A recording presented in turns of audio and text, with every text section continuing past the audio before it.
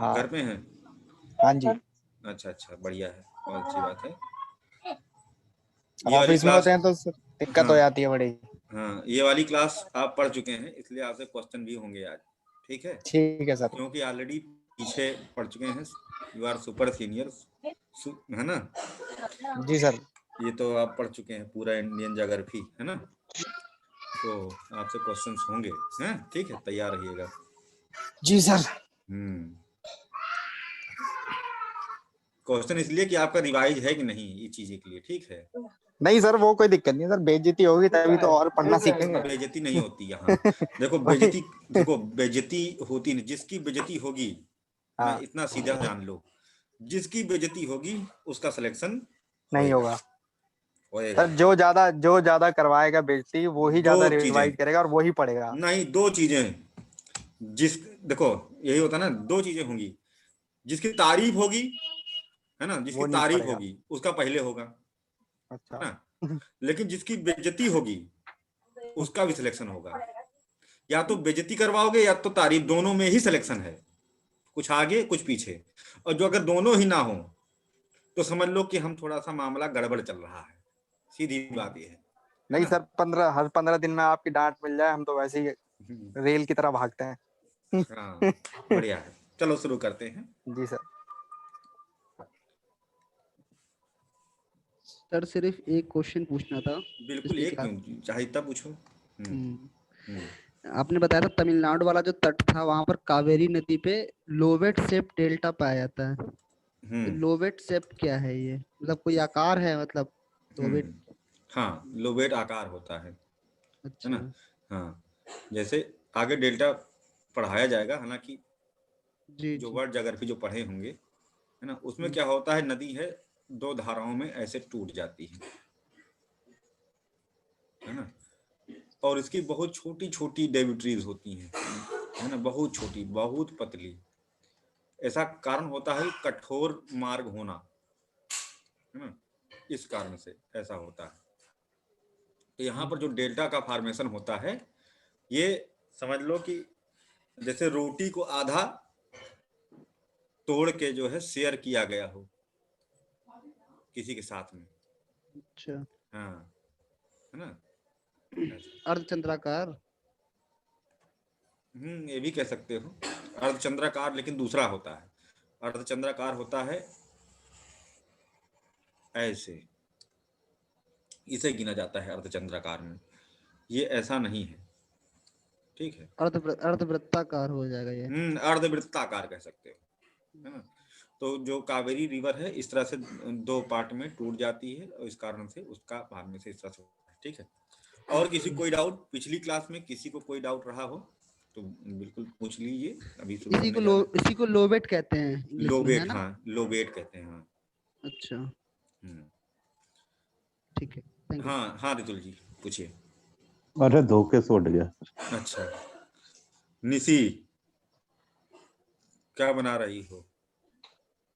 पीछे कोई डाउट, पीछे वाली क्लास में क्या कोई सर? डाउट? पीछे वाली क्लास में कोई डाउट था कि नहीं? आज न्यू टॉपिक शुरू होगा, है ना? अब हम लोग ऊंचाई से नीचे की तरफ चलेंगे, ठीक है? पहले भारत के पर्वतीय क्षेत्रों का अध्ययन करेंगे, उसके बाद पठारी क्षेत्रों का अध्ययन करेंगे, फिर मैदानी क्षेत्रों का अध्ययन करेंगे। तट वगैरह देखे हैं, तट वाला हम लोगों ने पढ़ा है ना? तो आज हम लोग का जो चैप्टर है, माउंटेन्स ऑफ द इंडिया, ठीक है? Major mountain of India, Bharat के प्रमुख पर्वतीय क्षेत्र, जिसमें हिमालय, इसमें दो कैटेगरी में इसको बांटा गया है, peninsular mountains and Himalayan mountains, ठीक है? भारत के पर्वतीय क्षेत्र,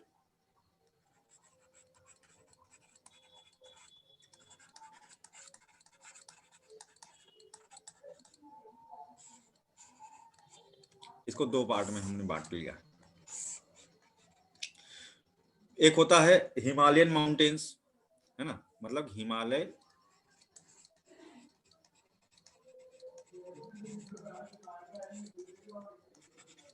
श्रृंखलाएं, और दूसरा है, ये काफी टिपिकल है, अभी झेल नहीं पाओगे, थोड़ा सा 2-3 दिन के बाद झेल पाओगे, ठीक है। प्रायद्वीपीय माउंटेन, पेनिनसुलर माउंटेन,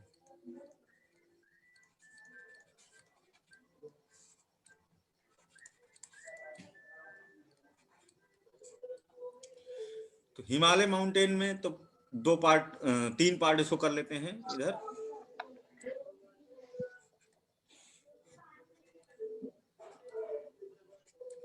एक हो गया पश्चिमी हिमालय, अजय जी वेस्टर्न म्यूट कर हिमालय। लीजिए, प्लीज म्यूट कर लीजिए सभी लोग। सभी लोग म्यूट कर लो भाई। किसी को कुछ पूछना हो तो हैंड रेज कर लीजिए, या फिर जब हम बोलने के लिए कहेंगे तब जो है आप बोलेंगे। पश्चिमी हिमालय,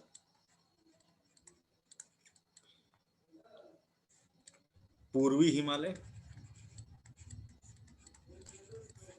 और पूर्वांचल हिल, पूर्वांचल की पहाड़ियां।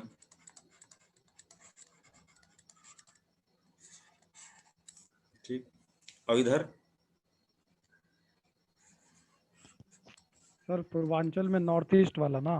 नॉर्थ ईस्ट वाला, गारो, खासी, जयंतिया, जम्पुई, नागा, ठीक है। लुसाई, हैं, ये सब पहाड़ियां। इसको हमने 3 पार्ट में इसकी श्रेणी में रख लिया, ठीक है। प्रायद्वीपीय पर्वतों में, है ना, आते हैं आपका सबसे पहले ये, क्योंकि हमारे ग्रुप में सबसे ज्यादा जो स्टूडेंट हैं राजस्थान के हैं ना, लगभग 7-8 स्टूडेंट हैं जो राजस्थान से हैं, तो हम उधर ही से शुरू कर लेते हैं। अरावली,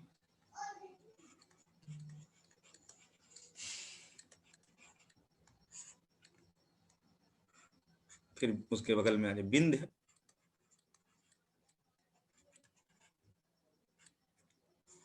विंध्य पर्वतमाला। विंध्याचल नहीं कहेंगे, विंध्य कहेंगे। विंध्याचल छोटा है, अरावली मतलब विंध्य बड़ा है। विंध्य पूरे पर्वत का नाम है। Vindhya range, Vindhyan range English में लिखते हैं, ऐसे विंध्याचल नहीं लिखते हैं।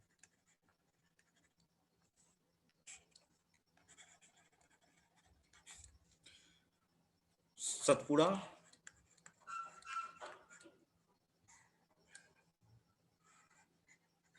पश्चिमी घाट,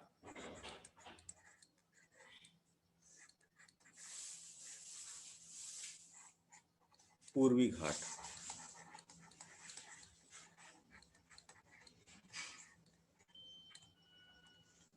ठीक, ये हो गया आपका जो प्रमुख प्रायद्वीपीय पर्वतमालाएं हैं उनका समूह। तो ये थोड़ा सा टिपिकल है, पर्वतों के बारे में थोड़ा जानकारी हो जाएगी तो इधर आएंगे, है ना। ये थोड़ा सा आसान है, इसमें कॉन्सेप्ट ज्यादा है, इसमें फैक्ट ज्यादा है, ठीक है। क्वेश्चन दोनों ही जगहों से पूछे जाते हैं, ठीक है। तो अभी हम लोग पढ़ना शुरू करेंगे, पेनिनसुलर माउंटेन से शुरुआत करेंगे, प्रायद्वीपीय पर्वतमालाओं से पढ़ना शुरू करेंगे, जिसमें सबसे पहले हम लोग आएंगे अरावली पर्वतमाला पर, ठीक है। अरावली,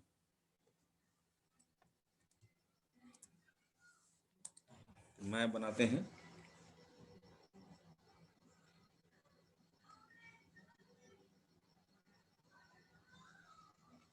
सर वो एक और क्या लिखा था, पश्चिमी हिमालय, पूर्वी हिमालय और एक तो और क्या था? पूर्वांचल की पहाड़ियां। ओके।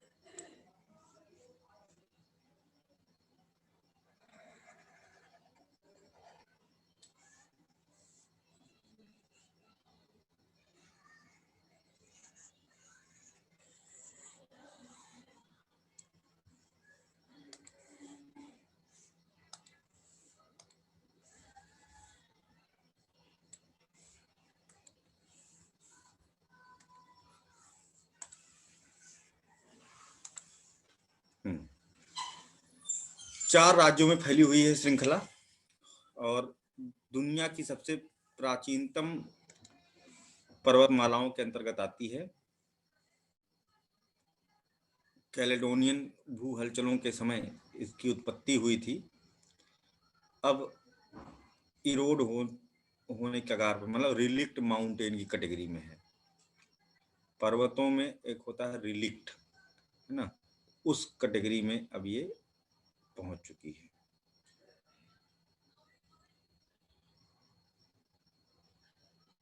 है 80% इसका जो है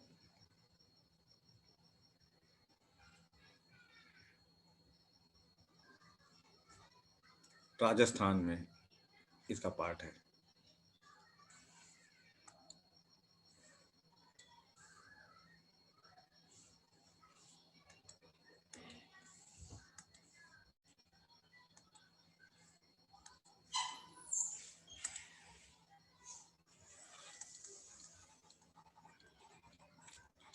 यहाँ से कुछ फिक्स क्वेश्चन ही हैं जो आते हैं। इस पर बहुत ज़्यादा रिसर्च और पीएचडी करने की कोई मतलब की जरूरत नहीं है। जितना बता देंगे उसके बाहर कोई क्वेश्चन नहीं आएगा। ठीक है, सबसे पहले बात करते हैं कि अभी किस कैटेगरी का माउंटेन है। तो ये रिलिक्ट माउंटेन की कैटेगरी में आता है। रिलिक्ट का मतलब होता है डेड माउंटेन, इरोडेड माउंटेन, अपघर्षित माउंटेन। अपघर्षित मतलब कि जिसको नदियों ने या फिर हवा ने, है ना, घिस घिस करके खत्म कर दिया हो, बहुत कम बचा हो, है ना। इसकी जो औसत ऊंचाई है बहुत कम है। इसकी जो औसत ऊंचाई है 980 किलोमीटर, सॉरी 980 मीटर है केवल औसत एवरेज हाइट। और जो इसका हाईएस्ट पॉइंट है, अच्छा पहले तो देख लें कि कौन कौन से स्टेट में जो है ये फैला हुआ है। हरियाणा, दिल्ली, राजस्थान और गुजरात राज्यों में ये पर्वतमाला फैली हुई है। ठीक है, दूसरी भारत का सबसे प्राचीनतम पर्वतमाला है, और भारत का ही नहीं दुनिया के भी सबसे प्राचीनतम पर्वतमालाओं में से ये एक है, जिसका निर्माण जो है प्री कैम्ब्रियन एरा खत्म हो रहा था उस समय, और कैलेडोनियन एरा शुरू हो रहा था उस समय। ठीक है, कैलेडोनियन और प्री कैम्ब्रियन के संधि काल में, लेकिन जो फर्दर डेवलपमेंट इसका हुआ कैलेडोनियन।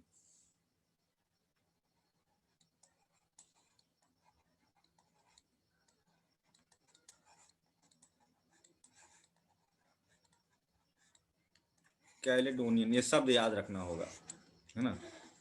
कैलेडोनियन और प्री कैम्ब्रियन, प्री कैम्ब्रियन जो एरा है वो खत्म हो रही थी, तो उस समय क्या कहते हैं इसका निर्माण कार्य हुआ।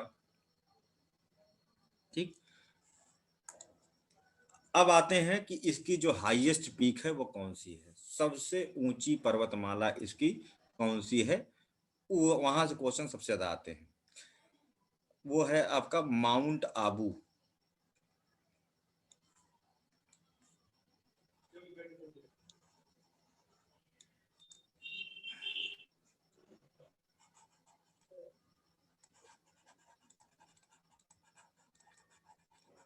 माउंट आबू अरावली की जो सबसे ऊंची शिखर है, अरावली का जो सबसे सर्वोच्चतम बिंदु है उसका नाम है गुरु शिखर।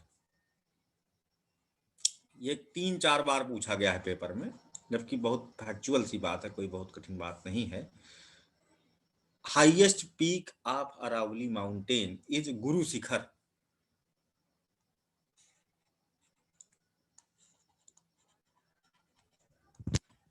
फिर ये माउंट आबू फिर क्या होगा?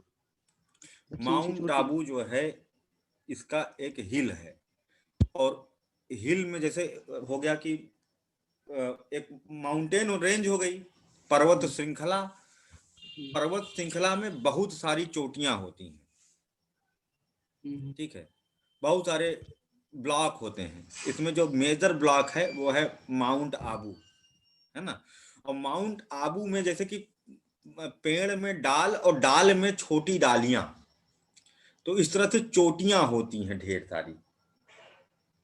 है ना।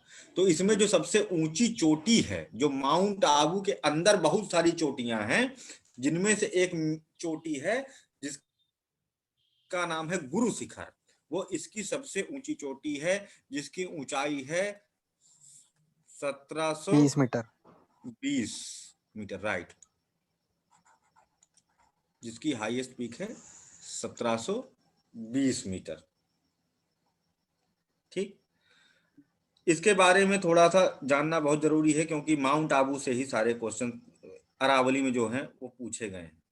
और यही करंट अफेयर में भी इसका एक इशू आया है, इसलिए क्वेश्चन हो सकता है कि पूछ ही ले यहाँ से, इसलिए हमको वहां पर भी चोट करेंगे, उस पर भी ध्यान रखना है कि वो मामला क्या है।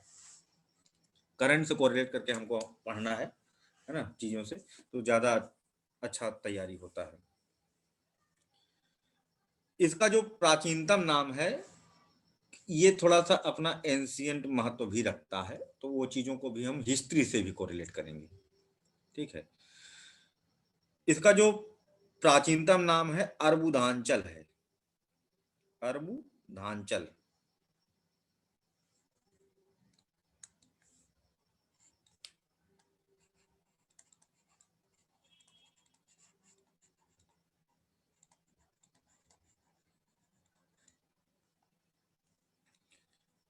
और यहां पर after failure of battle of 10 kings, दसराग युद्ध हुआ था।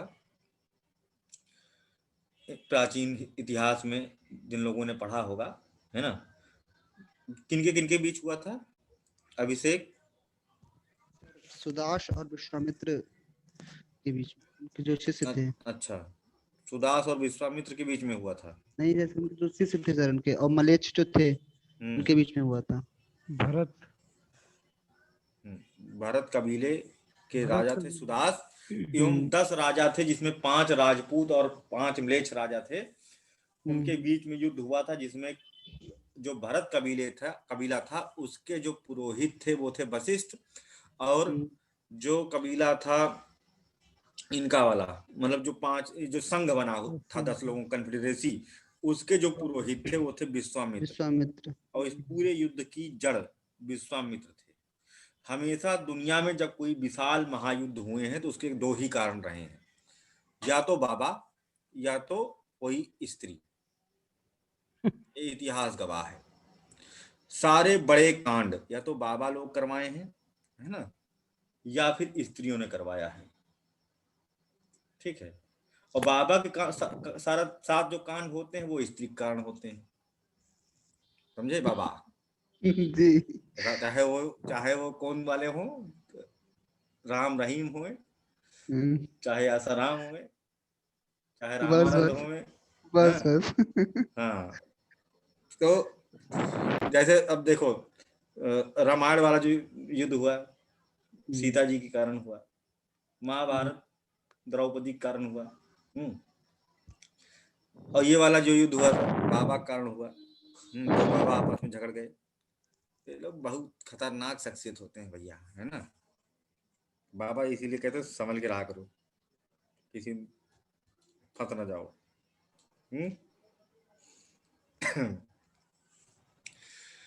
तो यहीं पर उसका तपस्या हुई थी, जिससे कि हिस्ट्री में फर्दर डेवलपमेंट हुआ। जब हार गए थे विश्वामित्र तो वो क्रोधित हो गए। उन्होंने कहा कि अब मैं तपस्या के तपोबल से कुछ ऐसे शख्सियत पैदा करूंगा जो कि सूर्य और चंद्रवंशियों का नामो निशान मिटा दे, है ना। तो इन्होंने तपस्या करी। तपस्या करने के बाद इन्होंने अग्निकुल क्षत्रिय वंश की जो है स्थापना किया, अग्निकुल क्लैन, जिनमें 4 क्षत्रियों को हवन करके इन्होंने पैदा किया था। वो माउंट आबू में ही हवन हुई थी।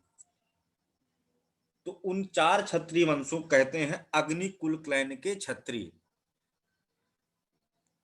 प्राची जी बता सकती हैं कि अग्निकुल क्लैन के क्षत्रिय कौन है, कौन आते हैं उसके अंतर्गत? 3 से 4 बार इस पर बात हुई है। नहीं सर, ध्यान नहीं है, रिवीजन नहीं हुआ। सोचो फिर सोचो, ध्यान नहीं, सोचो, बताओ, बता ले जाओगे, थोड़ा और दिमाग पे डालो। सर इन्होंने जो 4 वंश का किया था वो हाँ हाँ चौहान थे ठीक है, और फिर नहीं ध्यान आ रहा था। फिर सोचो सोचो, देखो एक निकला, और क्या लिखने इसमें, प्रयास प्रयास करो, आएगा। बोलो तो फिर से बोलो, कुछ कुछ भी गलत बोलो, गलत गलत बोल दो, गलत गलत बोलना है यहाँ, सही नहीं बोलना, चलो गलत बोलो। नहीं ध्यान आ रहा सर, 4 मुझे वैसे याद तो थे, रिवीजन नहीं है बिल्कुल भी। गलत बोल दो, बोलो तो कुछ गलत बोल दो। सर कोई भी चौहान में ही, स्वर्ण तो चौहान में ही थे। हाँ नहीं, कुछ भी ध्यान आए ऐसे, कोई डायनेस्टी दिमाग में आए बोलो।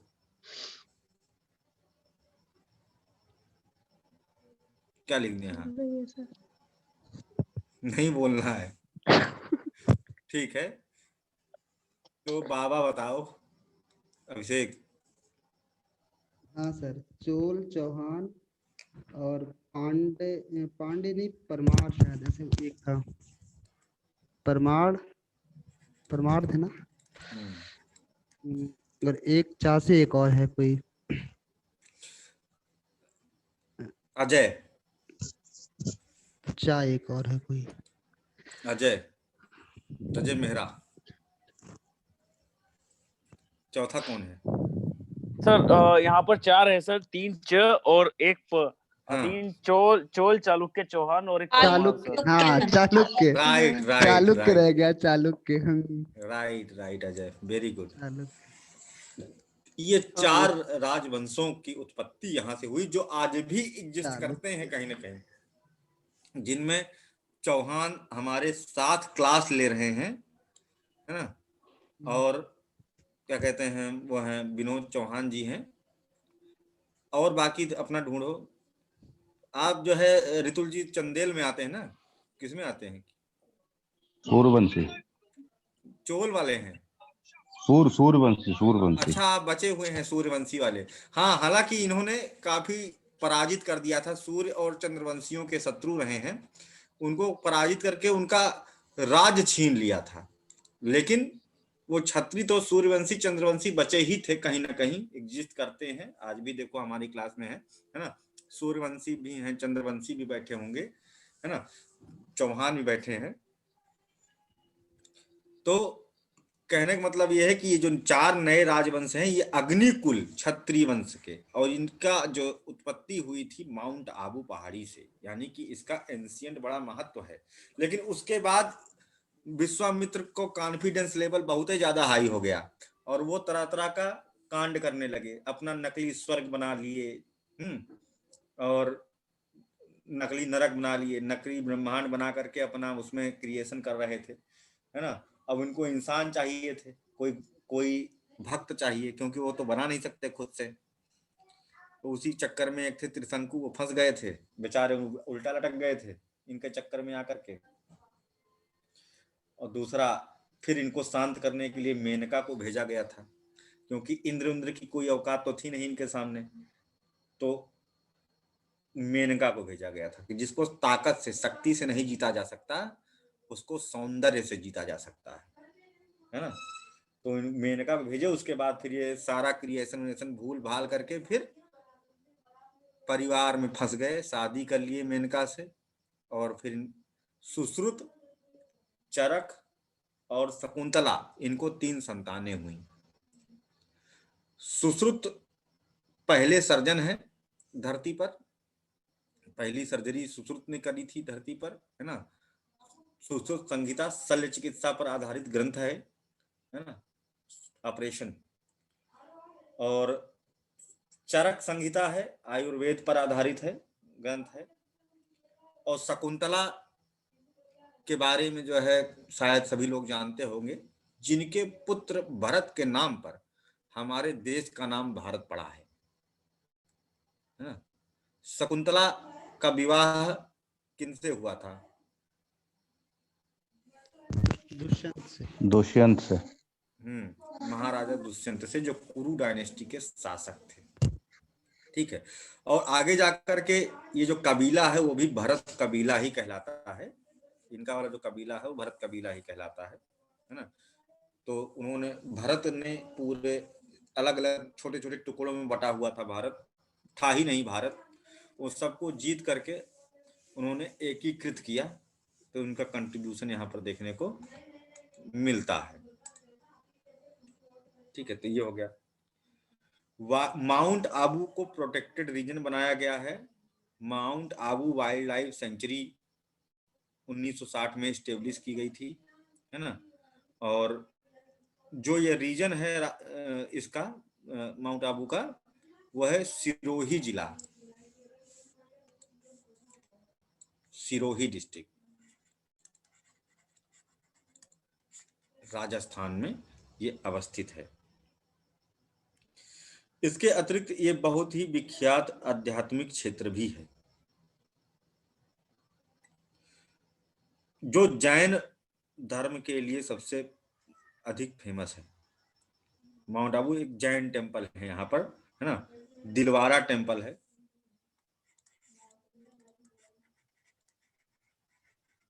दिलवारा टेम्पल।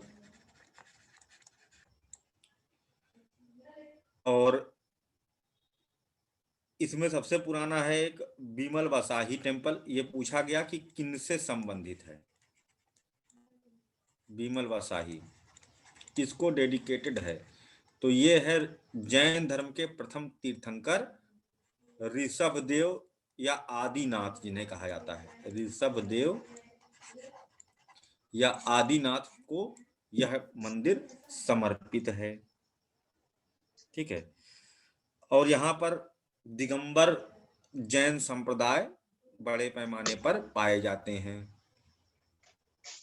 कुंचन लुंचन संथारा, राजस्थान में 2016 में संथारा प्रथा को बैन कर दिया गया, लेकिन यहाँ पर बहुत अधिक इसका विरोध हुआ कि धार्मिक स्वतंत्रता के अधिकार को छीना जा रहा है ना।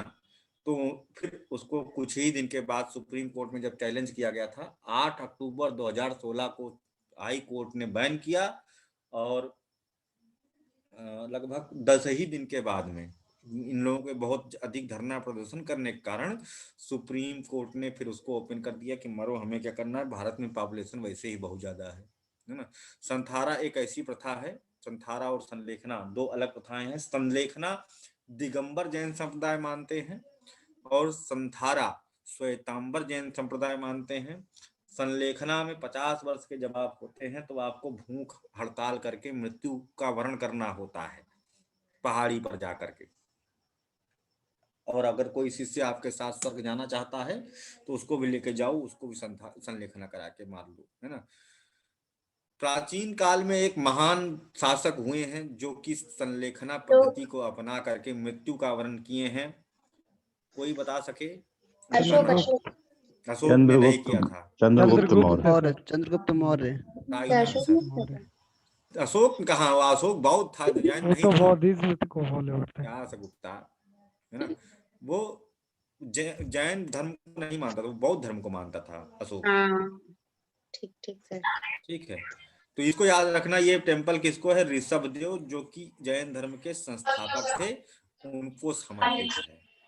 ठीक है, अगली बात। ये दिलवारा टेम्पल भी जैन टेम्पल से जैन का ही, उसमें दिलवारा मंदिर के अंदर बहुत सारे मंदिर हैं, अलग अलग समय पर अलग अलग जो है डायनेस्टी द्वारा बनवाए गए, है ना। तो इस दिलवारा टेम्पल कॉम्प्लेक्स के अंदर बहुत सारे मंदिर हैं, उनकी बात की जा रही है। इसके अतिरिक्त यहाँ यह क्षेत्र जो मतलब कि हिंदू धर्म भी नहीं कह सकते उसे, थोड़ा पूरी तरह से ब्रह्म कुमारी का मुख्यालय, पूरे विश्व का जो मुख्यालय है वह भी यहीं अवस्थित है, मधुबन में। ब्रह्म कुमारियों का मुख्यालय भी है। अचलगढ़ का किला है, अचलगढ़ फोर्ट, अचलगढ़ का किला यहाँ पर अवस्थित है। और एक भूतहा किला है जो काफी फेमस है, अगर कोई राजस्थानी हो तो वहां गए हो कभी, रात में बंद कर दिया जाता है, कोई नहीं जा सकता है। सर भानगढ़, भानगढ़ का किला। हाँ गए हो क्या वहां? Yes sir. हाँ, कहते हैं कि इसमें रात में भूतों का तांडव होता है ना? तो पता नहीं सही है गलत है, लेकिन सही रात है सर। ट्राई तो बहुत किया सर 6:30 के बाद रुकने का, लेकिन रुकने नहीं दिया सर। पता ढूंढ नहीं। ढूंढ के निकालते हैं कि भागो यहाँ से पुलिस वाले। मेरे कुछ जानने वाले गए थे दिल्ली से, 4 लोग थे, जाट थे, एकदम मस्त अच्छे हट्टे। हाँ हाँ तो वो जैसे जा पाए तो पहुंचे, तो उन्होंने बताया कि ऐसा वहम होता है कि जैसे आपके साथ कोई है, जो साथी है आपका, वो यहाँ खड़ा है, तो थोड़ी देर बाद वो कहीं और दिखेगा। ऐसा लगता है अरे कि गुमराह कर रहे थे कि ऐसे ही सही सीरियस बता रही हो? सही बता रहे थे कि कोई रूह है जो ऐसा लगता है कि बगल से निकल गई, लेकिन चीजें आपको तब तक हार नहीं पहुंचाती है जब तक आप ना डरो। और वापस आए हैं चारों, वापस अच्छे से आए हैं। एक बार ऐसा लगा बहन, मतलब जैसे कोई मतलब कुछ आ रहा है, पीछे मुड़ के देखा तो भैया थी आसपास उस एरिया में। मतलब आपके अकॉर्डिंग यहाँ भूत है? मेरे अकॉर्डिंग यही तो। यहाँ आपके दिमाग के ऊपर भूत है कि अगर आपको फील होता है कि आप कॉन्फिडेंट हो और अंदर से स्ट्रांग हो, तो आपको कुछ नहीं होने वाला, और अगर वीक हो तो सब जगह भूत दिखेगा। तो कैसे लोग मर जाते हैं यहाँ जो रुकता है या कुछ होता है? डर इंसान को मार ही देता है सर। कहानियां तो फिर बनती रहती है, कौन मरने वाले को देखने गया कैसे मरा।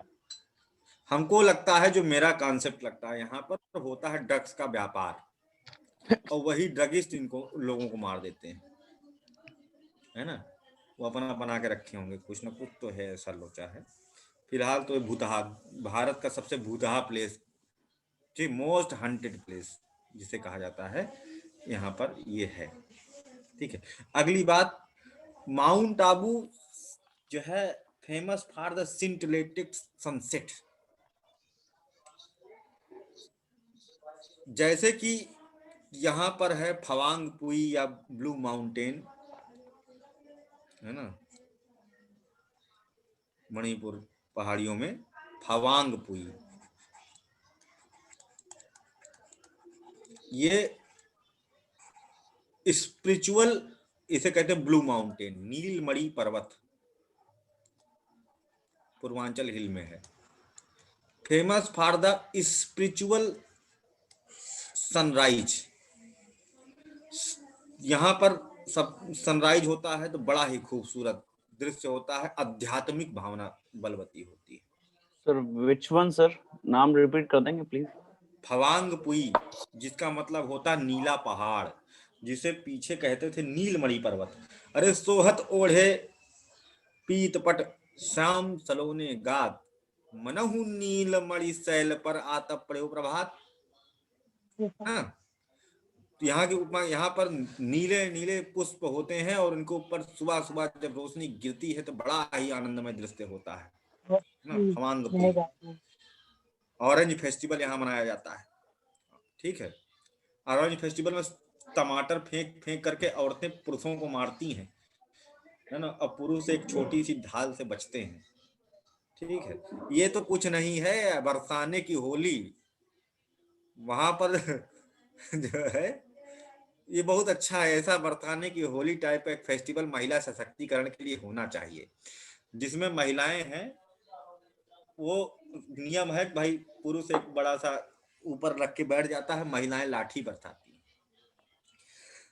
अब ये क्या है कि साल भर में फेस्टिवल होना ही है, अगर पुरुष ने बीच में बदतमीजी करी है महिला के साथ, तो फेस्टिवल में लाठी अगर थोड़ा इधर उधर सरक गई तो वो एक हादसा माना जाएगा, है ना। इसलिए पुरुष इसको ध्यान में रखते हैं कि भैया, कभी कोई कहती ना बहुत बदतमीजी कर रहे हो, आने दो होली, है ना, तो वहीं पर सुधर जाते हैं। तो ऐसा फेस्टिवल होना चाहिए महिला सशक्तिकरण के लिए, है ना। उत्तर प्रदेश छोड़ दो भाई, यहाँ ना होए, क्यों रितुल जी? नहीं, यहाँ भी होना चाहिए, एक रूपता बनी रहेगी। एक रूपता नहीं रहेगी। एक रूपता बनी रहेगी ना फिर। अच्छा अच्छा, चलिए हम तो आप लोगों की सेफ्टी के बारे में सोच रहे थे। खैर, तो ये चीज है यहाँ पर इशू, ठीक है। सिंटरेटिंग मतलब होता है रोमांचकारी। अक्सर आपने देखा होगा कि ऐसे दो पहाड़ है ना, और बीच में एक सूर्य और एक नदी ऐसे बहते हुए दृश्य। आप लोगों ने बचपन में शुरुआत में जब ज्यादा हम लोगों को पेंटिंग वेंटिंग नहीं आती सुबह, तो ऐसे भी आप लोग को देख लिया भैया, पेंटिंग के मामले में किसी से कुछ बात नहीं कर सकता यहाँ, है ना। हम तो ऐसे सोचे थे, लेकिन तुम लोग तो महान पेंटर निकले, है ना। तो यहाँ पर जो दृश्य ऐसे वाला देखने को मिलता है, बीच बीच में पहले हम लोग बनाते भी रहते थे ऐसे दृश्य, है ना, ऐसे ऐसे ऐसे करके, वो यहीं का सीन होता है। माउंट आबू का ही ये फोटो है ना, जो अक्सर हम लोगों ने बनाया है या देखा है छोटे स्तर पर, बहुत फेमस है। रोमांचकारी जो है, क्या कहते हैं, सिंटिलेटिंग शब्द यहाँ पर इस्तेमाल होगा, स्पिरिचुअल नहीं। अध्यात्म जो है, मॉर्निंग में आध्यात्मिक भावनाएं आती हैं, ठीक है। तो यहाँ पर दूसरा है मामला, यहाँ पर लोग जो है घूमने एंजॉय करने आते हैं, वहां सुबह अर्घ दी जाती है पानी से। ये हो गया। अगली बात, सरिस्का राष्ट्रीय उद्यान अवस्थित है जयपुर, है ना। सरिस्का पूछा जाए, सरिस्का कहाँ है? अरावली माउंटेन में ही है।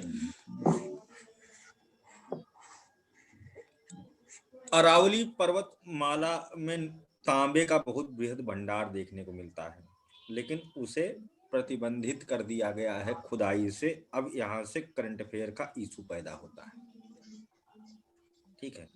वहां पर प्रतिबंधित कर दिया गया था तांबे का उत्खनन, निर्माण कार्य इत्यादि को पूरे अरावली क्षेत्र में बैन कर दिया गया, क्योंकि यहाँ पर इसके कारण जैव विविधता को ह्रास हो रहा था, लॉस ऑफ बायोडाइवर्सिटी, ठीक है। लेकिन अभी हाल ही में इसको 2019 में इशू इसका शुरू हुआ, ठीक है। क्या इशू उसको देख लेंगे। पहले तो एक चीज और जिसके बारे में जान लें कि Aravali mountain separate desert Rajasthan या Thar Rajasthan through the plain Rajasthan, ठीक है।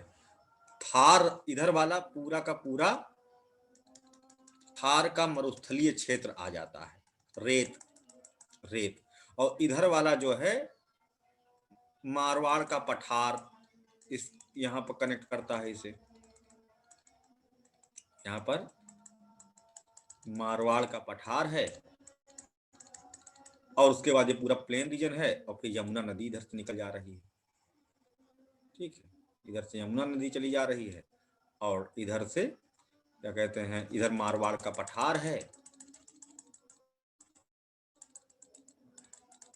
और इधर थार वाला मरुस्थल। एक तरह से कह सकते हैं कि ये थार के मरुस्थल को प्लेन एवं पठारी राजस्थान से पृथक करता है।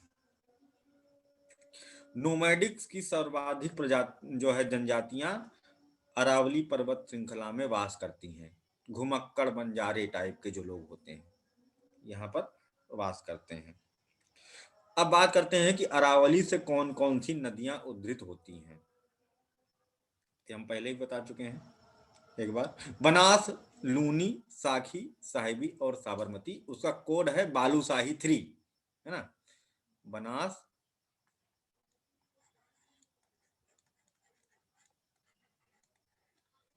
लूनी, साखी, साहिबी और साबरमती, ठीक है।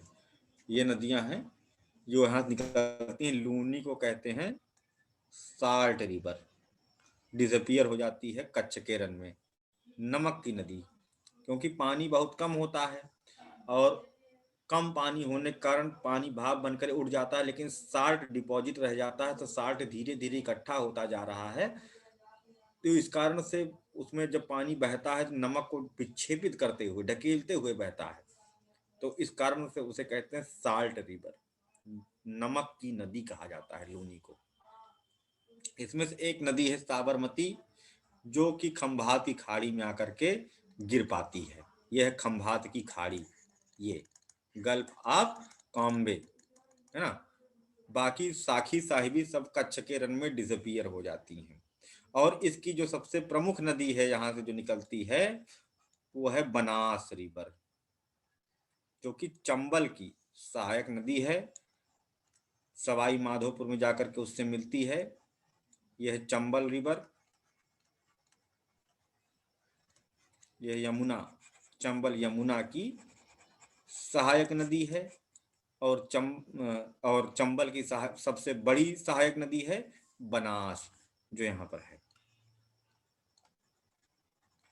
अब यहाँ पर एक बात आती है कि अरावली तो बहुत ही छोटा पर्वत है, यहाँ पर वर्षा कैसे हो जा रही है?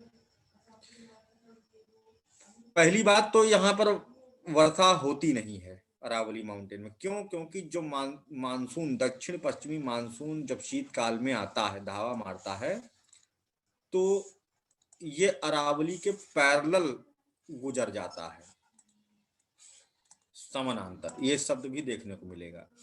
इसलिए दक्षिण पश्चिमी मानसून से, ठीक है, अरब सागर वाली ब्रांच से यहाँ पर बारिश नहीं हो पाती है। हालांकि अरब सागर की 3 ब्रांच होती हैं, उससे मतलब नहीं है, ठीक है। अरब सागर वाली ब्रांच से इसको वर्षा नहीं प्राप्त हो पाती है। वर्षा प्राप्त ना हो पाने का कारण है कि इसका समानांतर होना। अगर ये ऐसे ऐसे होता है ना, मान लो ऐसे है, सीधे सीधे ऐसे है, इधर से हवा आती तो इसके ऊपर ऐसे चढ़ता तो ऊंचाई बढ़ने के कारण ठंडक पड़ती, इन्वायरमेंटल लैप्स रेट, और इधर इस साइड में बारिश हो जाती ठीक ठाक, है ना।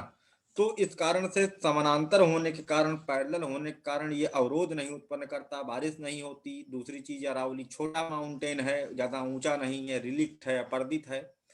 लेकिन इसकी एक जगह है जो ऊंची है, वो है माउंट आबू। इस कारण से माउंट आबू के क्षेत्र में वर्षा होती है, यहां पर रेनफॉल होती है, ठीक है। क्यों? क्योंकि इसकी ऊंचाई 1720 1500 के ऊपर है। 1500 मीटर के ऊपर होने पर ओरोग्राफिक रेनफॉल होती, तो इसलिए यहाँ से 5 नदियां निकल जाती हैं। और कौन सी नदी कहाँ पर जा गिर रही है ये हमने बता दिया। 3 डिसअपियर हो गई कच्छ के रन में, लूनी, साखी, साहिबी। एक पहुंची खंभात की खाड़ी में, एक मिल गई चंबल में, है ना, उसकी सहायक नदी बन गई, ठीक। अगली बात, दिल्ली में इसे कहते हैं रायसेना हिल। दिल्ली वाले क्षेत्र में अरावली को कहते हैं रायसेना पहाड़ी।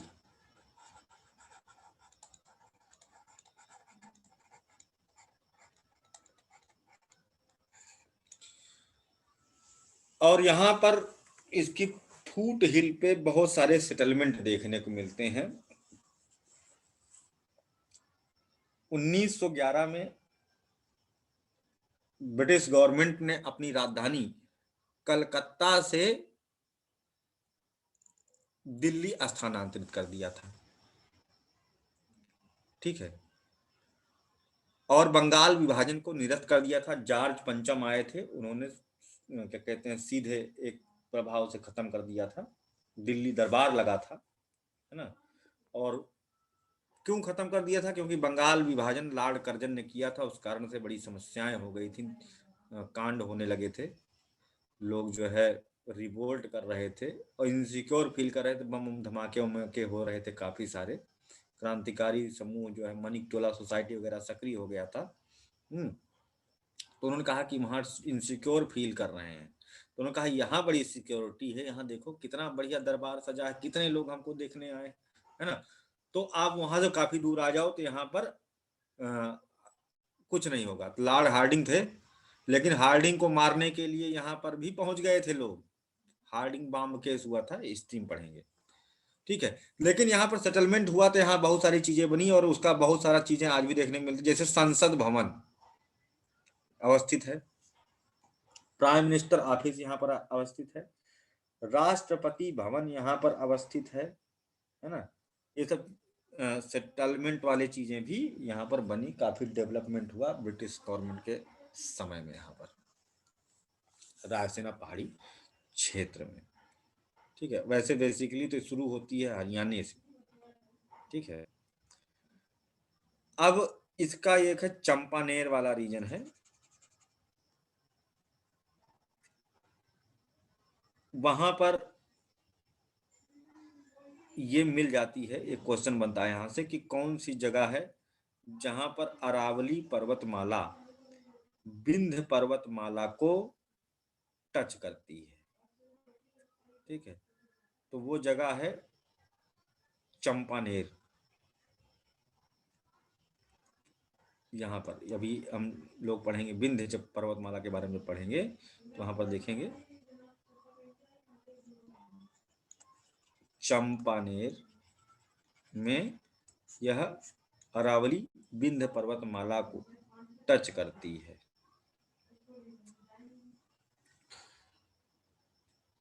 और इसी के साथ में एक लगा हुआ है छोटा सा पहाड़ घिस करके पठार बना हुआ है, घिस घिस करके उदयपुर में एक पठार बन गया था, पहाड़ है ना, लेकिन वो बन गया पठार घिस करके, जिसे कहते हैं छोटा उदयपुर, यहाँ पर अवस्थित है उदयपुर वाले रीजन में।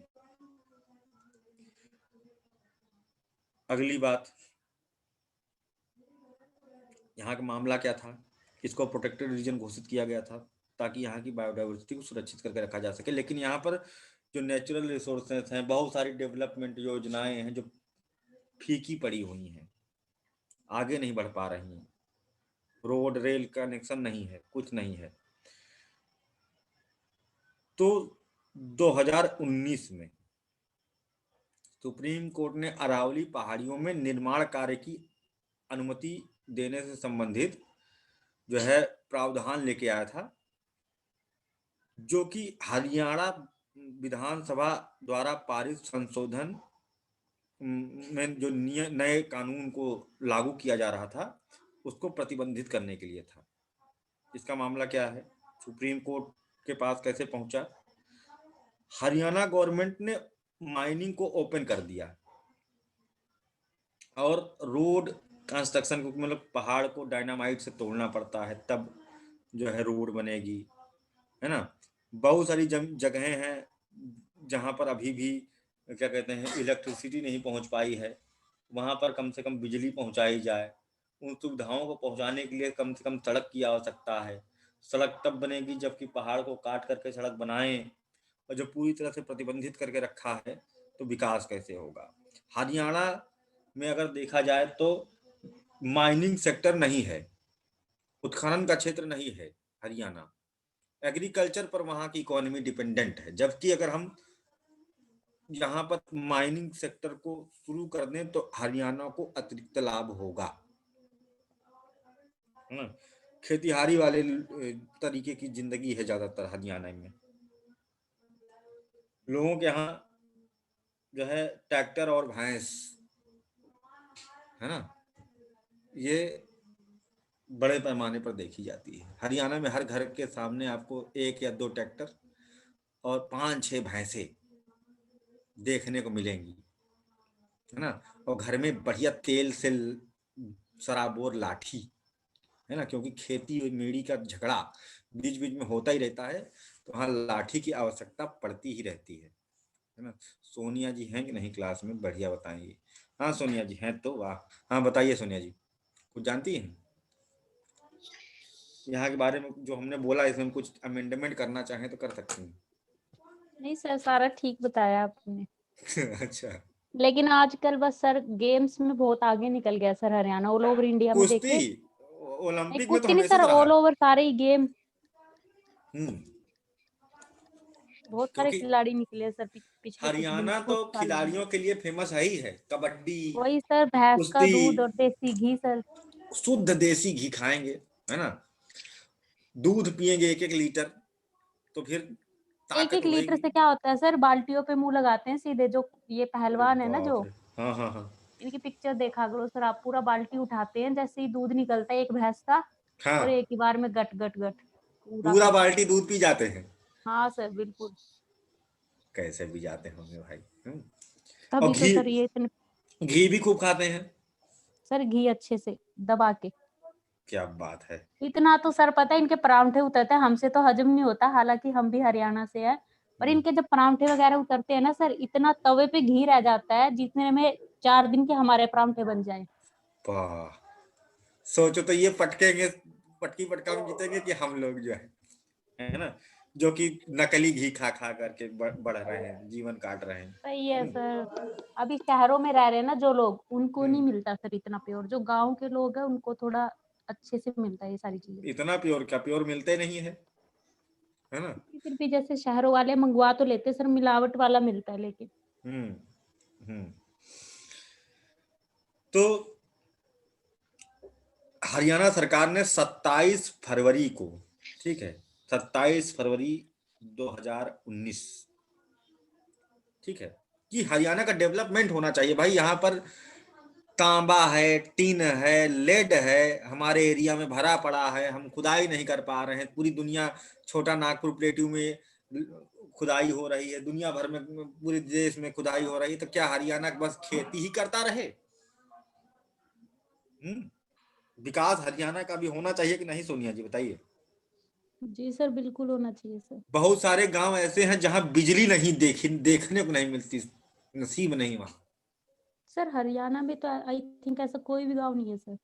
नहीं है, जहां पर बहुत थोड़ा ट्राइबल टाइप के लोग रहते हैं, पहाड़ी वाले क्षेत्रों में, है ना, वहां पर। नहीं सर, हरियाणा में नहीं है सर कहीं पे भी ऐसी जगह। अच्छा नहीं है, बिजली उजली की नहीं सर, समस्या नहीं है कहीं?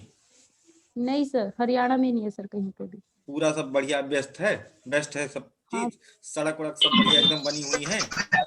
हाँ सर, सड़कें सर ये गांव में आपको पता ही है, बनती है पाइपलाइन दबाने के लिए, एक बार उखाड़ देते फिर वो दोबारा बनती नहीं है कई कई सालों तक। तो सड़कों की हालत तो ठीक ही है सर। तो चंडीगढ़ नहीं है ना, चंडीगढ़ बगल में है, चंडीगढ़ जैसा तो नहीं है हरियाणा।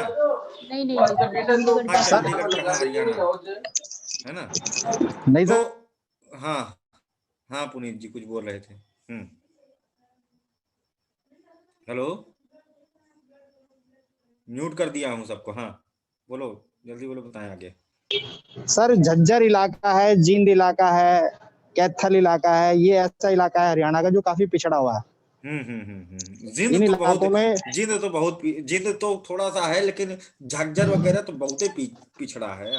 मतलब हम भी सर गए ये इतने हरियाणा पिछड़े घूमने। इलाके, हाँ क्योंकि नहीं हाँ सर, मेरे पता है क्या है, पिछड़ा हुआ नहीं है सर, लाइट प्रॉपर है, सड़कें प्रॉपर है सर, एम्स वगैरह झज्जर में तो एम्स हॉस्पिटल की ब्रांच बना दी है सर, मतलब अच्छा है, लेकिन इतना पिछड़ा भी हुआ नहीं है एक सर। खाने के लिए मतलब जिंद है ना, झज्जर, मैं हरियाणा घूमा हूँ पूरा, ठीक है, कोई एक और बढ़िया सर रेस्टोरेंट दूसरा नहीं ये देखो मिलता आप, है ना, हाँ जगाधरी, एक ठहरने आप के लिए दूसरा देखो बेहतरीन होटल नहीं है वहाँ। कुरुक्षेत्र का जो एरिया है वहां से जगाधरी इनका एक बढ़िया जगह है, जो एक बहुत अच्छा बिजनेस हब है। तो जगाधरी जैसी जगह के लिए जहाँ पे मंडी उपस्थित है, वहां पे केवल सिंगल वन वे रोड है, जबकि डबल लेन रोड होना चाहिए, है ना। नहीं, और सर ये मैं विकास अभी तो से नहीं, नहीं है मेरे भाई। है ना, तो वहाँ अगर हम विकास नहीं है। बगल में मैं देखें, बचपन जब चंडीगढ़ से को देख रहा हूँ देखें, तब से ही है सर। चंडीगढ़ को देखें और इसको देखें, है ना, अरे फर्क है सर, नोएडा से ही बहुत फर्क है। कंपेरिजन कर लो, है ना, कहाँ जो है वो ये लोग पहुंच गए, और कहाँ ये वहीं का वहीं है जहां से आज 100 साल पहले था। हाँ। पिछड़ा हुआ नहीं है सर, हालांकि नहीं पिछड़ा हुआ नहीं है मैडम, हरियाणा काफी संपन्न है, पिछड़ा नहीं है। हरियाणा में बहुत जगह ऐसी हैं जो काफी संपन्न है, बहुत अच्छी हैं, जहाँ पे काफी मतलब कहते हैं ना वैल्यूएबल चीजें मतलब खान पान भी बहुत अच्छा है। हरियाणा का जो लेवल है खान पान का स्तर भी बहुत अच्छा है, परंतु कुछ जो इलाके हैं वहां पर दिक्कत हर स्टेट में पाई जाएगी, वो चाहे हरियाणा हो, चाहे दिल्ली हो, सर मैं चाहे वही कह रही हूँ, राजस्थान, मतलब कहीं जैसे पर भी सर होगा, बता हर रहे थे एक ना कि जगह। लाइट नहीं, ऐसा कोई भी जगह नहीं है सर जहाँ पे लाइटें और सड़कें नहीं है। हालांकि हो, जैसे सर ने बताया 1 वे है, टू लेन की जगह 1 लेन है, लेकिन है सर, सड़कें पक्की बनी हुई है हर गांव तक। तो अभी बन गई होगी फिर। नहीं, 2 लेन तो देखो जगह मैंने बता दिया आपको कि कुरुक्षेत्र से जगाधरी का हाईवे 2 लेन नहीं बना आज तक। जबकि मेरे जन्म से पहले क्या, मेरी मौसी यमुनानगर में रहती है, वहाँ का एरिया देख लो आप, वहाँ पे केवल डैम की वजह से लाइट सर मैं बिजली वही है, कह रही अदरवाइज हूँ, अगर वहाँ मैं डैम ना वही होता कह तो रही हूँ, लाइट ही नहीं हो है। सकता है 2 लेन नहीं है, लेकिन 1 लेन तो है सर, सड़कें तो बनी हुई हैं। मतलब ऐसा मैडम नहीं है 1 कि लेन बिल्कुल तो यूपी कच्चा में भी रास्ता मिलेगा पड़ा है। आपको। मैम देखो वो 1 तो लेन देखो तो यूपी देखो में भी है। सोनिया जी, अभी आप, हमको नहीं लगता है कि भारत भ्रमण करी हैं। म्यूट कर लो बाकी लोग। क्या आपने इंडिया घूमा है? क्या आप जो है बेंगलुरु गई हैं? क्या आप लखनऊ आई हैं? है ना? सर बेंगलुरु गई हूँ सर मैं। बेंगलुरु तो अभी बहुत छोटा है, लगभग देखा है। लखनऊ का भी देखा है ना? सर नहीं सर, लखनऊ तो नहीं हूँ मैं। बॉम्बे, कोलकाता, अगर इन जगहों पर आकर के देखोगे तो देखोगे कि अब नोएडा ही चले जाओ, अभी ज्यादा बहुत अच्छा डेवलप नहीं है, लेकिन तब भी बहुत अच्छा है ना? यहाँ पर सुविधाएं कितनी हैं, एशिया के बड़े बड़े मॉल, है ना? सड़कें ऐसी, मतलब सड़कों किनारे टिटेनियम के पेड़ हैं लखनऊ में, मतलब जहां पर दिल्ली में जैसे फुटपाथ कहते हैं, यहाँ टिटेनियम के पेड़ लगवाया, टिटेनियम के पेड़ किनारे किनारे, है ना? उतने में 50,000 पेड़ असली लग जाते हैं, जितने में इसने पेड़ लगवाए मायावती जी ने, है ना? लेकिन एक वैभव दिखाई देता है। अभी हरियाणा में जब घुसा जाता है तो वो चीज फील नहीं होता है, जबकि इसके पास इतना नेचुरल रिसोर्सेज हैं माउंटेन हिल वाले रीजन में। अगर हरियाणा को एक्सेस मिल जाए तो वो बहुत अच्छा और अधिक डेवलपमेंट कर ले। अभी बहुत अच्छा है हरियाणा, लेकिन बहुत ज्यादा अच्छा हो सकता है। हम और अधिक ग्रोथ के बारे में क्यों ना सोचें? और 29,682 हेक्टेयर का एरिया आता है जो इस पहाड़ी क्षेत्र से संबंधित है, जहां पर कि बैन लगा हुआ था। अभी तक पूरे अरावली में बैन लगा हुआ, खुदाई नहीं कर सकते, है ना? लेकिन हरियाणा गवर्नमेंट ने कहा नहीं, हमको अपने देश, अपने एरिया का विकास करने के लिए जो है इसको ओपन करना होगा। उसने संशोधन किया, ठीक है। पंजाब भूमि परिरक्षण कानून, जिसको हरियाणा संशोधन विधेयक 2019 भी कहा जाता है, उसमें संशोधन करके इस पूरे जो अरावली का क्षेत्र हरियाणा में आता है, वो लगभग 29,682 हेक्टेयर का एरिया है ना? उसको ओपन कर दिया कि हम यहाँ पर अब करेंगे सब कुछ, हम यहाँ पर डेवलपमेंट करेंगे, हम यहाँ पर विकास करेंगे, क्योंकि हरियाणा और जगहों से पीछे नहीं रह सकता है किसी कीमत पर, ठीक है। तो लेकिन सुप्रीम कोर्ट ने इनके द्वारा जो किया गया था, क्या कहते हैं, संशोधन किया गया था, है ना, इसको प्रतिबंधित कर दिया, रोक लगा दी, स्टे लगा दिया कि ये नहीं होगा, क्योंकि वहां पर लगभग 60,000 एकड़ का क्षेत्र है जो जंगल है, वनीय क्षेत्र है, उसकी जैव विविधता ह्रासित होगी, इसलिए ऐसा नहीं होगा। अब देखो, इसमें हम ये नहीं कह सकते हैं कि हरियाणा गवर्नमेंट सही है कि सुप्रीम कोर्ट सही है ना? लेकिन इसको प्रतिबंधित पूरी तरह से ना करके कुछ तो सॉल्यूशन ऐसा निकालना चाहिए जिससे कि एक राज्य को पूरी तरह से जो विकास की संभावनाएं हैं वो बाधित ना हो। बालू वालू तक नहीं निकाल पाते हैं, तो बहुत दिक्कत है वहाँ इन सब चीजों को लेकर के। खेती से बहुत अच्छा पैसा कमाते हैं, लेकिन उसी अकेले से क्यों कमाएं जब उसके पास और भी हम कह रहे हैं छोटा नागपुर प्लेट्यू है, झारखंड, छत्तीसगढ़, है ना, इन सब जगहों पर तो माइनिंग चल रही, यहाँ माइनिंग चल रही, वहाँ माइनिंग चल रही, कुल माइनिंग चल रही। उसके पास एक तो हरियाणा के पास लैंड एरिया कम है, उसमें भी जो नेचुरल रिसोर्सेज जहां पर हैं उसको भी नहीं निकालने दे रहे हो, तो कहाँ तक उचित है। सड़क बनाना चाहता है या कुछ करना चाहता है वो भी नहीं करने दे रहे हो।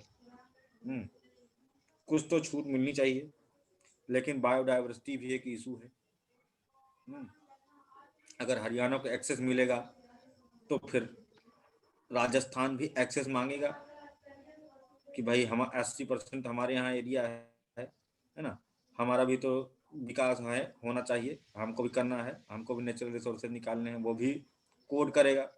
तो सुप्रीम कोर्ट के निर्णय के आधार पर फिर आगे का भी निर्णय उसके हिसाब से लेना पड़ेगा। तो ये सब चीजें होने की संभावनाएं आ जाती है। प्रोटेक्टेड रीजन है ही है अच्छा खासा। पहली बात तो हरियाणा में हमारे पूरे देश का सबसे कम वन क्षेत्र है, 1 पॉइंट ए मिलता है। एक इशू ये है, इसको भी सोचने वाली बात है।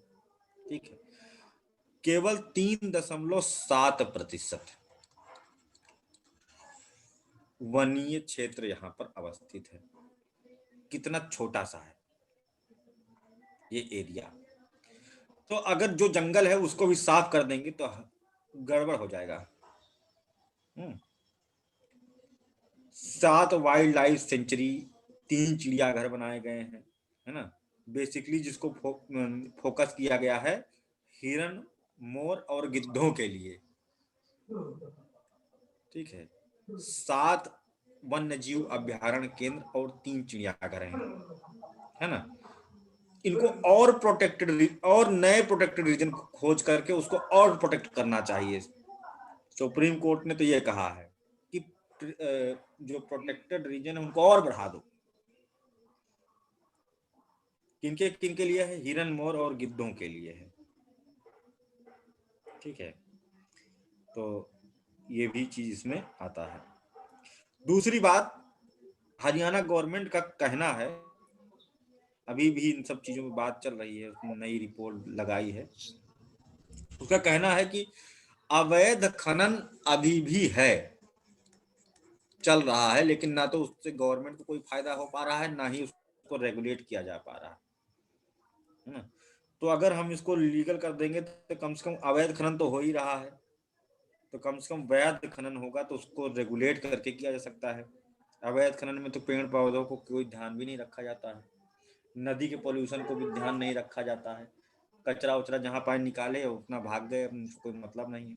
वैध खनन होगा तो कम से कम कंट्रोल वे में होगा। ठीक है,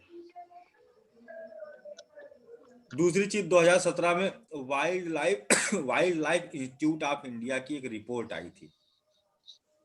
ठीक है, तो 2017 में, जिसमें कहा गया था कि भारत में सबसे ज्यादा संकटग्रस्त अवस्था में, सबसे ज्यादा खतरे में कहीं की जैव विविधता है तो हरियाणा की है।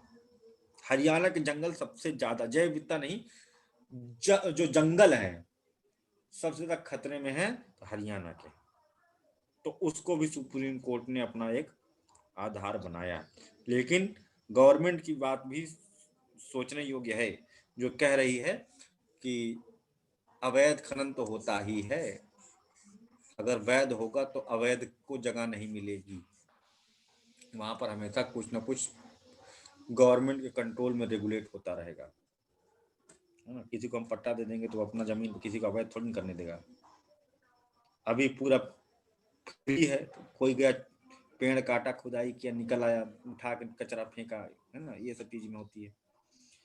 सड़क वड़क जाना भी इधर काट के पहाड़ी क्षेत्र में सड़क बना दिया जाएगा, कुछ डेवलपमेंट होगा अच्छा खासा, चमकेंगी सड़कें, सुंदर दिखाई देंगी, निकलेंगे तो ये सब चीजें सुविधाएं यहाँ से मिल जाएंगी। अब इसमें सोचने की बात है कि किसको क्या कहते हैं रखा जाए, सुप्रीम कोर्ट का निर्णय सही या गवर्नमेंट का सही। यहाँ पर हम एक बात पूछते हैं, फिर क्लास खत्म करते हैं। नरवानी जी कहाँ गई हैं? सर एक चीज और मैं बताऊं हरियाणा के बारे में थोड़ा सा। हाँ बता दो भाई। सर भुखमरी के नाम पे ना जो मतलब अगर हंगर स्टेट इंडेक्स जो हंगर स्टेट इंडेक्स है इंडिया का, तो हरियाणा चौथे नंबर पे आता है, पहले नंबर पे पंजाब है, जबकि बिहार 17वें नंबर पे आता है सर। मतलब कि जबकि वहां पर इतनी बिजनेस डेवलपमेंट नहीं है, इतनी इंडस्ट्रीज नहीं है, उसके बावजूद सेक्स ये हाल है रेशियो सर। देखो कितना कम है, हाँ, शिक्षा अनुपात कितना कम है, उठा तो के सेंसस देखो हरियाणा ये तो का। मतलब सर अगर वो संपन्न देश है, संपन्न राज्य है, तो चौथे नंबर पे क्यों है? ये एक मतलब शर्म की बात है वहाँ के स्टेट के लिए। फीमेल क्या कहते हैं, इन्फेंट मोर्टेलिटी रेशियो बहुत ज्यादा है ना। हाँ सर, पुरुष ये के तुलना और में समस्या महिलाओं का शिक्षा अनुपात बहुत कम है। जी तो ये सब कमजोरी ही तो है, कमी ही तो है ये। सर। नहीं, जैसे अब जैसे कहा जाए कि वो संपन्न देश मतलब संपन्न राज्य है, तो संपन्न भी तो नहीं है ना सर। चौथे नंबर पे कहाँ भुखमरी संपन्न में है, नहीं मानेंगे, तो संपन्न नहीं मानेंगे ना उसको, नहीं क्योंकि मानेंगे। टॉप 5 में आ रहा है वो तो। दिक्कत तो है ही है, क्योंकि जब बिहार को ये लोग संपन्न नहीं मानते, जबकि वो 17वें नंबर पे है सर हंगर इंडेक्स में, और ये चौथे नंबर पे है, और पंजाब पहले नंबर पे, जबकि सबसे ज्यादा गेहूं पंजाब उगाता है। वो तो है ही है। उसके बावजूद भी देखिए सर, ये स्थिति है सर इन राज्यों की। ठीक है, तो अरावली माउंटेन हम लोगों ने पूरी सर तरह से एक चीज खत्म रह कर गई है दिया। इसमें, नक्की झील। हाँ, नक्की झील, बिल्कुल। हाँ, एक चीज छूट रही थी, ये इम्पोर्टेंट बताई थी आपने। हाँ इम्पोर्टेंट हमने बताया था, अभी हम भूल रहे थे। यहाँ पर एक बहुत ही विख्यात जो ज्वालामुखी अपर्दन पहले यहाँ हुआ करता था, बहुत पहले, तो उसके कारण क्रेटर बन गया। ठीक है, तो क्रेटर में एक क्रेटर फट जाता है, ज्वालामुखी का मुख, और उसमें पानी इकट्ठा हो जाता है। तो यहाँ पर एक झील है, नक्की झील, बहुत इंपॉर्टेंट, नक्की लेके यहाँ पर पहुंचती है। ठीक है, अब जा करके ये कंप्लीट हुआ हमारा। ठीक है, और कल हम लोग विंध्य और सब मैप में कहाँ पर है ये नक्की झील? इसी में है, माउंट आबू में ही।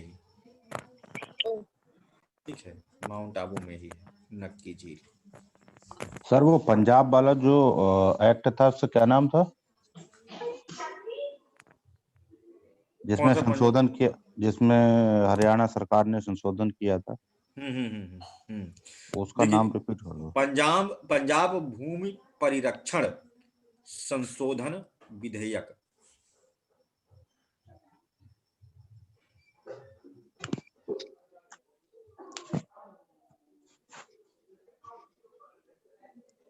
ठीक है भाई, किसी को अब डाउट हो तो वो पूछ लीजिए, किसी ऐसे पॉइंट पर जो नहीं समझ में आया हो।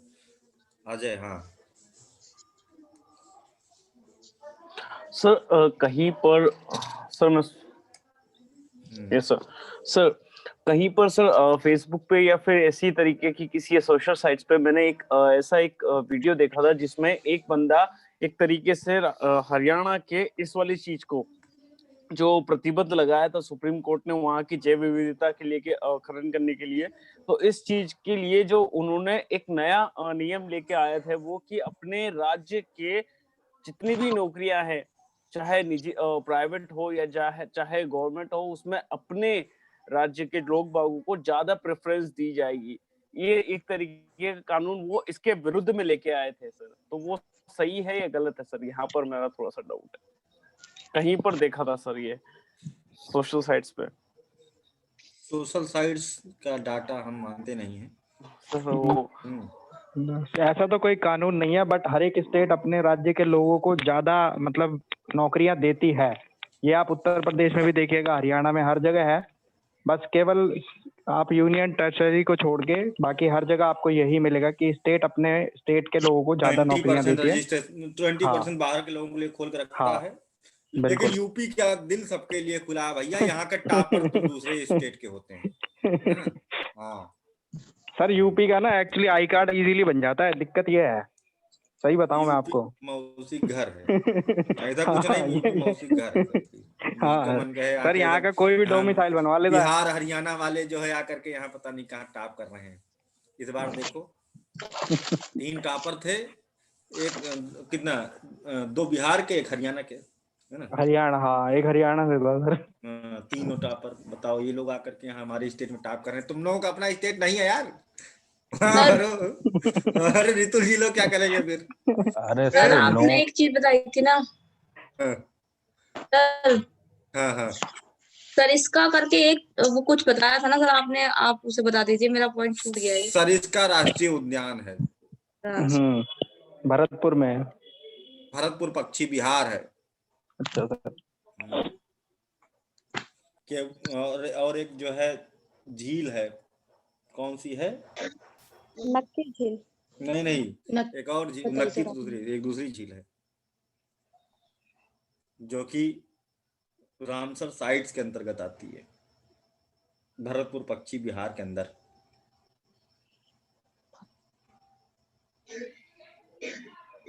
कोई बता सकता है?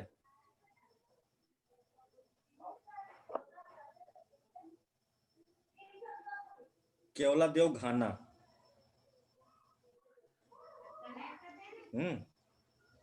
उसको याद रखना, ये सब पेपर में डायरेक्ट पूछे जाते हैं। सर एक बार नाम रिपीट कीजिए, क्या बोले आप? केवलादेव घाना। Okay sir. ठीक है। और भरतपुर पक्षी विहार, सरिस्का राष्ट्रीय उद्यान, तो सर ये केवला देव गाना भरतपुर में ही है ना? हाँ वही उसी में। ठीक है सर। झील है बड़ी जी। होस्ट करती है साइबेरियन क्रेन को, साइबेरिया की जो है सारस को ये होस्ट करता है ठंडियों में। अब आएंगे वहां, देखने लायक होगा। राजस्थान घूमने लायक तो ठंडियों में है। गर्मी में तो गर्मी लगेगी। चलो ठीक है, सबके डाउट क्लियर? यस। ओके भाई, थैंक यू सर। बाय। बस।